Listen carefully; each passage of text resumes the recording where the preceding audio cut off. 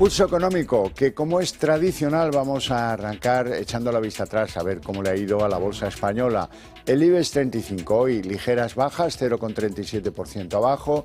El índice general termina en 11.882,7 con algunos valores que luego veremos por qué hoy tienen una ejecutoria bastante brillante. Es el caso de ACS, que sube 4,17.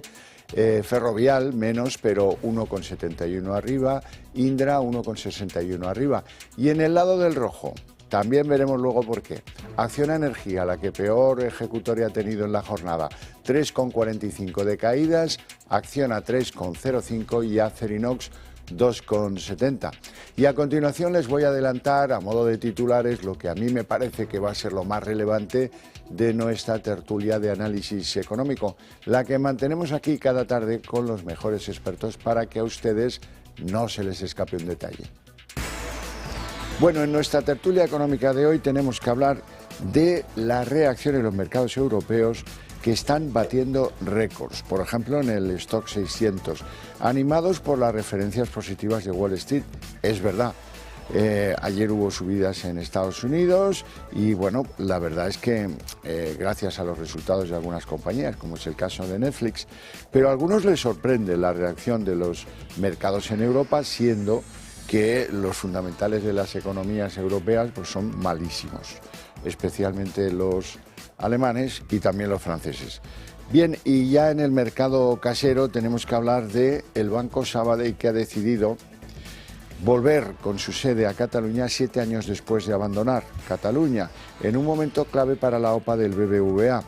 Es una concesión política, aquello de si me continúas defendiendo, vuelvo. Eso se lo preguntaremos a nuestros invitados dentro de unos momentos. Les presento ya, en primer lugar, a don Antonio Balda, CEO de Field Capital. Muy buenas tardes. Hola, buenas tardes. ¿Cómo van los primeros compases de Trump? Bueno, estamos aquí disfrutando de sus noticias y Sí. cómo se está moviendo el mercado gracias a que tenemos como un nuevo animador, ¿no? Sí, y menudo animador. Don Antonio Castelo, muy buenas tardes. Buenas tardes, Xavi. Analista de mercados de eBroker, ¿todo bien? Todo en orden. Me alegro. Felicidades. Menos la voz. Felicidades Muchas por gracias. el Atleti de ayer. Muchas Ya sé gracias. que usted lo sigue mucho. Vamos con la bolsa. El IBEX, pues eso de mirar a los 12.000 va quedando un poco rezagado, mientras estamos en tiempo de récords para, por ejemplo, el Stock 600. Los mercados europeos están todos muy ambiciosos. Antonio. Sí, bueno, la verdad es que el movimiento en Europa llama mucho la atención, como decías, porque, bueno, a pesar de los problemas con los que se enfrenta Alemania, con los que se enfrenta Francia, Alemania con unas elecciones generales por delante, Francia pues salvando Tal con vez, la también.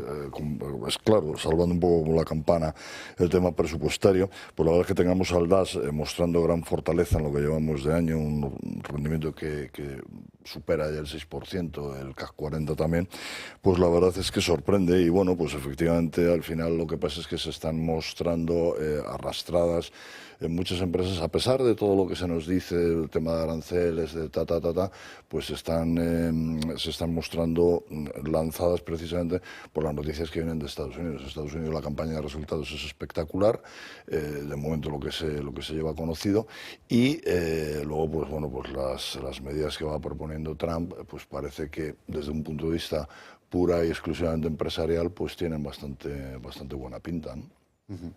Anda. Sí, la realidad es que después de un año muy bueno para las bolsas del 2024, pues el 2025 venía como estamos todavía, ¿no? O sea, con las perspectivas de lo que va a ser el año, un poco los analistas viendo la situación y colocándonos en un año que podría ser un poco peor, porque el año pasado fue muy bueno, ¿no? ¿Y qué nos encontramos? Que fundamentalmente ha sido otra vez los temas geopolíticos los que vuelven a liderar una situación que viene sobre todo destacada porque Trump asciende a presidente por segunda vez con todas las bolsas americanas en máximos históricos, ¿no? O sea, que realmente ese camino que él empieza ahora de nuevo es un camino en el que el mercado ha descontado que la situación es muy positiva, ya veremos, ¿no? Ahora nos toca ver cómo se reacciona a sus mensajes, cómo se reacciona, además de los mensajes, a la parte añadido mensajes, que es la ejecución de su trayectoria política, pero yo creo que desde el primer momento se ve que es bastante diferente el 2.0 este de Trump que el que fue el 1.0, ¿no? ¿Por qué?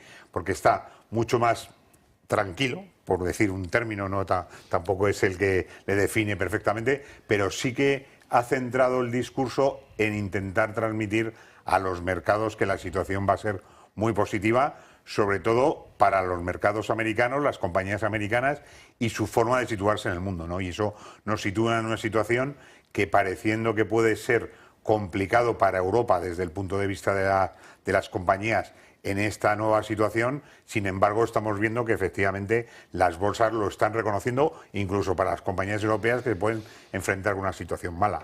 Bueno, pues primeros días de Trump y desafía este pacto global no escrito sobre los impuestos mínimos a las multinacionales. Dice que no le importaría una guerra fiscal, no le importaría pues una competencia fiscal, una unfair competition, siempre y cuando favorezca a las multinacionales de Estados Unidos, que hay que poner al frente de todos los negocios y los apartados.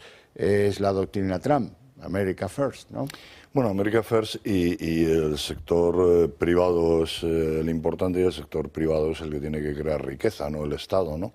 Entonces, bueno, si para que las empresas, sobre todo las grandes, que son las que tienen mayor potencial, pues es necesario bajarle los impuestos, pues se les baja y que crezcan, ¿no? Y que creen la riqueza y no tanto el Estado. Bueno, aquí hay que ver qué es lo que ocurre, porque efectivamente pues esto puede provocar inicialmente una cierta desestabilización, porque claro, lógicamente una carrera a la baja en los impuestos corporativos, donde los países tengan que competir por atraer empresas mediante la reducción de impuestos, pues puede crear una pequeña, un importante cambio en todas las bases fiscales del mundo, ¿no? Y bueno, pues habrá que verlo eso cómo se lleva adelante, pero vamos, la idea es claramente esa, o sea, que sean las grandes empresas las que tiren de la economía, no los estados. Bueno.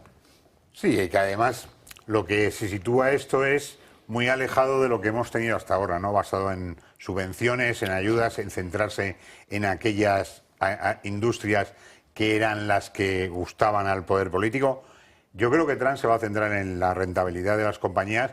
Si la compañía no es capaz de sacar adelante su negocio, no va a tener ningún tipo de ayuda. Y hemos visto que además sectores muy claros donde parece que los que le rodean juegan una parte importante, no se ha cortado un pelo para decir que esos sectores, como es el caso del vehículo eléctrico, no van a recibir apoyo, ¿no? Eso te marca que realmente, ¿qué va a apoyar?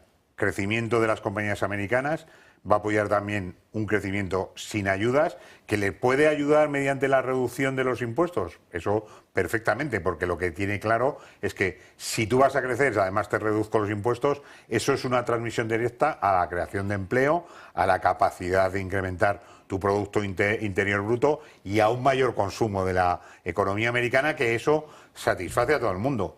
No le he visto todavía hablar de la inflación que le preocupase, no ha empezado a hablar de la deuda, que la tiene que financiar. Eso es, y sobre todo de cómo se gestionan los tipos de interés. Es decir, parecía que iba a atacar muy directamente a la Reserva Federal en sus primeros mensajes y todavía no ha hablado de eso. O sea, que al final veremos si es... O sea, lo que es verdad es que la Reserva Federal tiene su orden, sus cambios están marcados por el tiempo y normalmente los presidentes americanos no se meten en esa situación.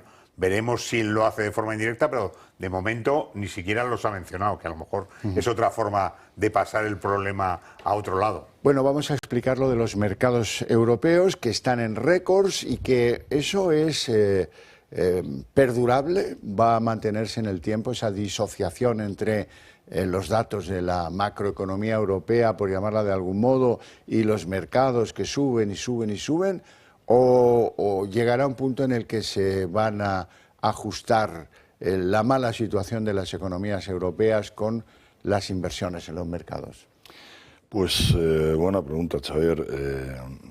No te la sé contestar. O sea, desde luego, si nos referimos a aspectos puramente fundamentales, yo creo que no se justificaba que este año las bolsas europeas terminasen más cerca de máximos que otra cosa, ¿no? ¿Por qué? Pues porque, bueno, pues estamos viendo problemas importantísimos en Alemania, un país industrial, un país exportador, problemas importantísimos en Francia, más de lo mismo, y bueno, pues los resultados de esas empresas bandera y de esas empresas estrella de estos países, pues no han sido en ninguno de los casos para tirar cohetes. Sin embargo, el mercado está ahí, ¿no? Por eso te digo, yo sinceramente no lo sé. O sea, desde luego, si miramos aspectos puramente fundamentales, no se justifica. Si se va a dar la vuelta, pues bueno, pues tampoco lo sé. Es cierto claro, que Estados Unidos tiene un tirón tan importante, tiene un peso tan importante que al final probablemente termina arrastrando todo lo demás. Manda. Bueno, las bolsas en máximos,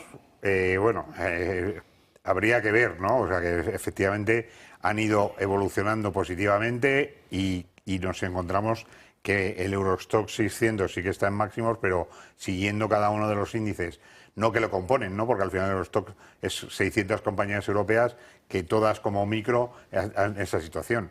Nos vemos cómo están la base de lo que es el euro, pues los problemas de Alemania siguen existiendo, en Francia también, fuera del euro tenemos Inglaterra, que tiene una bolsa muy olvidada, porque además los grandes inversores ingleses, como son los fondos de pensiones, salen de la bolsa y están buscando más la inversión en deuda, que le da una rentabilidad en tipos de interés, y parece que se abandonó un poco la idea de que los planes de pensiones ingleses tenían que estar invertidos en bolsa. Y entonces ante eso vemos que el marco en el que nos estamos moviendo de valoración de las compañías pues es distinto, ¿no? O sea, tenemos una situación que para este año 2025 se propone pues fundamentalmente por un cambio de paradigma del lado de no nos creemos ya nada de las necesidades de la nueva situación vinculada a la sostenibilidad, a la ESG, y que vamos a buscar industrias con crecimiento,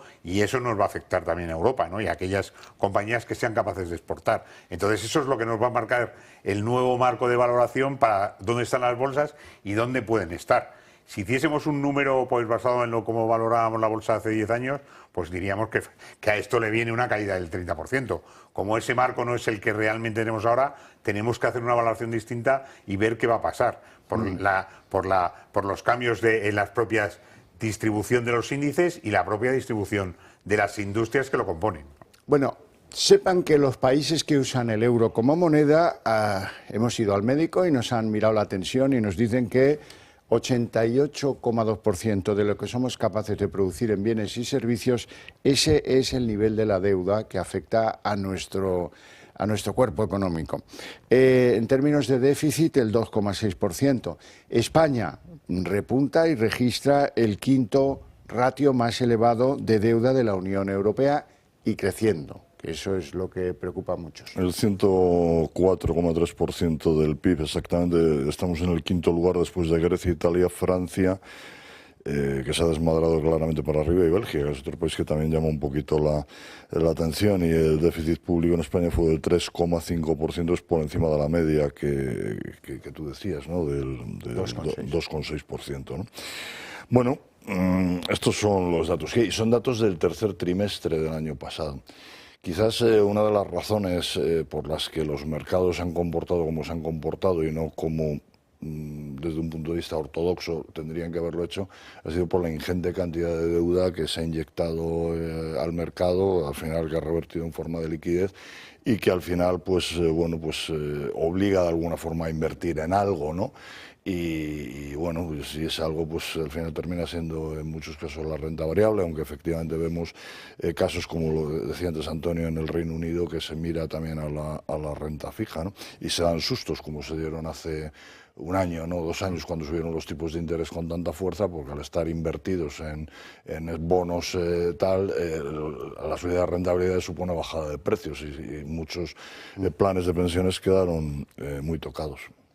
Preocupante situación, la de la deuda. Bueno, sí, o sea, en general es una situación global, ¿no? Y más, llevado a Europa, vemos que los países que lideran esto son países que tienen problemas internos que tienen que resolver y que en el caso especial de España tenemos que nuestro crecimiento y la justificación de dónde estamos es porque el propio Estado está pagando ese desarrollo.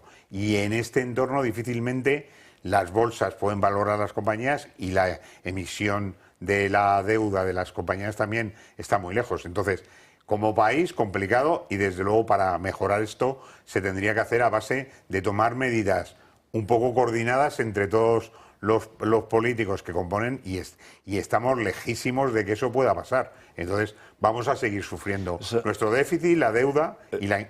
Esa no, perdón, Antonio, no quiero que se me pase, esa es la gran diferencia que hay entre países como Estados Unidos, que se mueve todo a una, con Europa, que somos al final pequeños reinos de taifas. Perdóname, Antonio, por la... Bueno, vamos con algunos nombres propios. Hace un cuarto de hora el Consejo del Banco Sabadell ha decidido que sí, que se vuelven a Cataluña después de 7 años de ausencia. La sede volverá a estar en Barcelona en un momento clave y como medida defensiva claramente contra la OPA del BBVA. Una especie de concesión política a la Generalitat que tanto ha apoyado la independencia del Sabadell. Si me defiendes, si me continúas defendiendo, vuelvo a Cataluña. Banda. Sí, yo creo que el mensaje es clarísimo y sobre todo el mensaje dentro de nuestro gobierno que quiere trasladar que efectivamente las cosas en Cataluña empiezan a estar normalizadas. Si empiezas con ese traslado y además tiene otra circunstancia alrededor, que es que le estás dando en la cara al BBVA en su operación corporativa, lo que estás diciendo es que efectivamente se complica cada vez más que salga adelante la OPA, porque el gobierno se ha puesto precisamente a defender ese movimiento y a defender el que Sabadell es un banco catalán con presencia en Cataluña y además con sede en Cataluña. Entonces va a ser muy difícil que puedas luego decir que no estás atacando, ¿no? Y lo que llevaría directamente, en el caso de que se aprobase la OPA o que los accionistas la aprobasen, sería trasladar desde Cataluña otra vez la sede al País Vasco, que eso también sería un poco afrenta para el propio banco.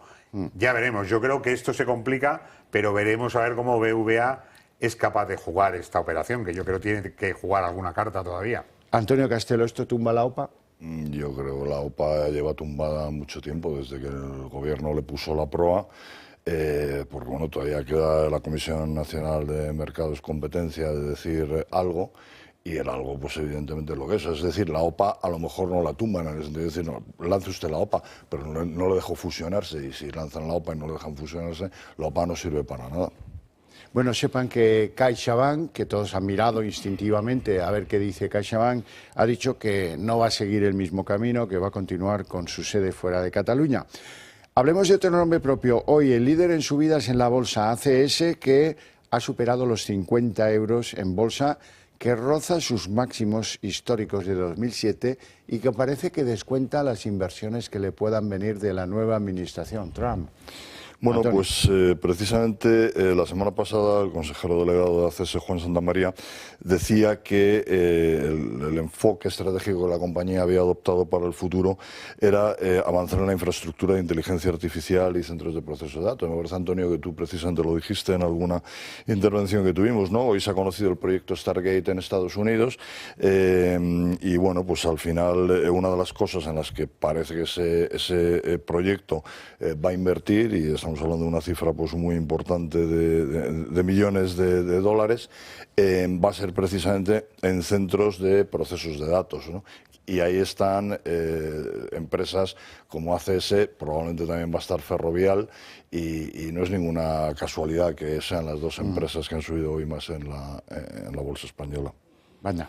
Sí, el mercado empieza a ver que los intereses que antes parecían un poco dañados porque son empresas que un poco fuera de todo ese entorno de sostenibilidad y desarrollo se estaban quedando paradas. Sin embargo, ese avance muy fuerte en la inteligencia artificial con el desarrollo de los centros de datos mete claramente a ACS en el primer punto de desarrollo. Y además, Antonio, que lo dijiste tú el otro día y me quedé yo con la copla y lo estuve mirando y efectivamente es así. Claro, ¿qué ventaja tiene ACS? Que tiene dos empresas que son Turner y Flatiron, que son empresas norteamericanas que ya están allí. Entonces ACS, vale, es una empresa española, pero bueno, está aquí, pero sus empresas, sus tentáculos están allí y van a tener acceso a esas operaciones. Sí, eso es una ayuda fundamental en este entorno de Trump, ¿no? O sea, el tener localización en Estados Unidos y considerarte como empresa americana te va a dar un paso por delante de lo que es intentar vender tus productos hacia Estados Unidos, que eso es donde él va a intentar poner barreras. Pero yo creo que sobre ACS cambia fundamentalmente la idea de que va a ser una compañía creando y gastando energía para la producción de los datos, que antes se veía penalizado y ahora vuelve a ser la referencia en crecimiento y en capacidad de negocio. Vamos con Telefónica. ¿Empieza a pagar Telefónica ya el asalto a la presidencia o no? ¿Cómo veis el valor en bolsa?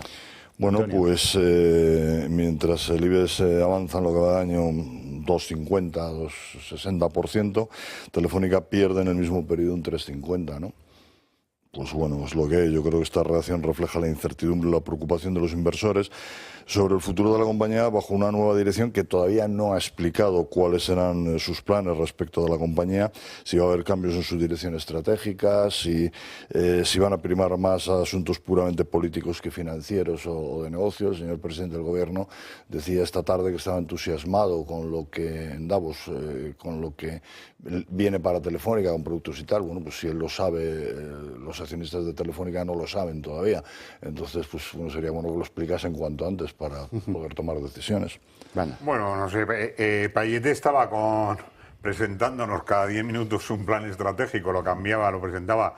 Sobre todo al final, lo que hemos visto en los años de Payete es que fundamentalmente buscaba incrementar el valor de la acción y no lo conseguía. Entonces, o ahora nos presentan que el objetivo es otro, que no sabemos, o sea, precisamente porque todavía no han trasladado al mercado hacia dónde va a ir Telefónica, o si no, si vamos a seguir buscando, que lo que realmente es importante, como es lógico, en una compañía cotizada, es su valor de cotización, pues van a tener que presentarnos planes que el mercado en general y los inversores se puedan creer, ¿no? Y mientras tanto nos metemos en un modelo en el que los inversores internacionales salen de la compañía, no se creen lo que está situando o lo que está pasando, porque es un cambio que es muy difícil de explicar a los grandes inversores, aunque estén metidos dentro, ¿no? O sea, que hay muchos inversores ahí que por el tema del peso en el índice mantienen una posición, pero lo que más valor da a la compañía es la entrada sobre ese peso que tiene en el índice, que es lo que hace una oportunidad de incremento de precio. Y eso estamos muy lejos y nos falta tiempo para que el actual responsable empiece a pensar qué trasladar al mercado. No sé cuánto tardará, pero... Pero el señor Sánchez ha hablado de semiconductores. Yo no sé qué tiene que ver Telefónica con semiconductores. Por ahora todavía, nada. ¿no? Por ahora nada, por eso... Bueno, hablemos de las verdes, porque eso sí que parece que van a terminar pagando el pato, ¿no? En bolsa. Bueno, hoy bajaba la que más, Acciona Energía. Claro, Trump ha paralizado los nuevos proyectos eólicos, no los que ya estaban en teoría, y prioriza los combustibles fósiles, ¿no? Esto, pues bueno, afecta directamente al sector de la energía eólica. Yo creo que al final, como decía Antonio al principio, lo que él va a decir es: yo no voy a dar ayudas a nadie, búsquense ustedes la vida, y si ustedes son rentables, pues ya ganarán dinero, ¿no? Antonio. Sí, sigo lo mismo. Se ve que hay una huida generalizada de los que antes tenían su PIN, ese que sigue teniendo nuestro presidente del gobierno, 2030. ese multicolor. Creo que están en muchos sitios quemándolo, y en muchos sitios también lo que están haciendo es saliendo de todas esas estructuras que habías montado para valorar qué capacidad tenías de ESG y cerrándolas. O sea que probablemente al final del 2025 nadie se acuerde de lo que era... De la sostenibilidad. Eso es. Me temo que sí. Bueno, terminamos con una mala noticia. España ha recortado un 3% la producción de vehículos aquí, en territorio nacional, y hemos bajado al 9º puesto mundial en cuanto a constructores de automóviles. Mi agradecimiento para ustedes dos por su presencia y sobre todo por sus opiniones, y a ustedes por su interés y su paciencia. Y les invito a ver a continuación la redacción abierta.